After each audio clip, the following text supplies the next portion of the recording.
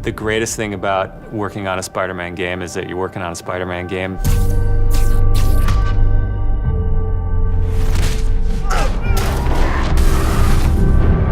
The hardest thing is that it's a Spider-Man game. We really care about storytelling here at Insomniac.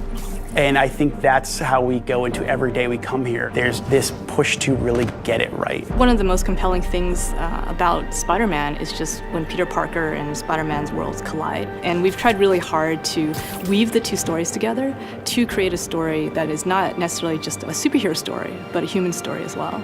So this Spider-Man is a little different. He's older, he's 23, so he's been Spider-Man for 8 years, and kind of like an athlete in the prime of his career, he's starting to get good at the Spider-Man thing. The nice thing about playing an experienced Spider-Man is that he's already familiar with his powers, right? He's not just discovering them. We always think of Spider-Man as, we call him, the acrobatic improviser.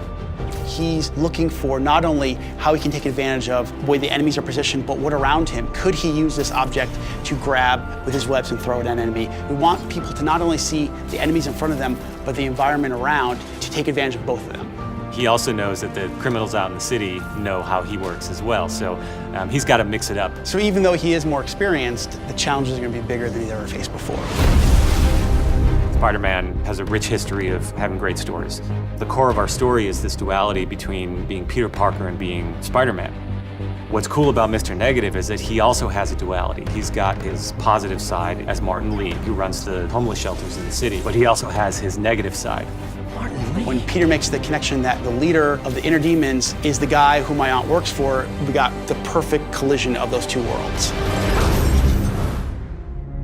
So many people have their own vision of what Spider-Man should look like, what he should sound like, and in the end, we just have to put a new and fresh twist on who he is. And for us, it's really, really important to deliver those big spectacle moments, those near impossible scenarios that only someone like Spider-Man can survive, and put you in that action.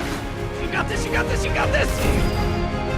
We understand what this character means to people in here, and we're making this game with a lot of heart, and we're going to do whatever it takes to give people the ultimate Spider-Man experience, the game that they've been waiting for.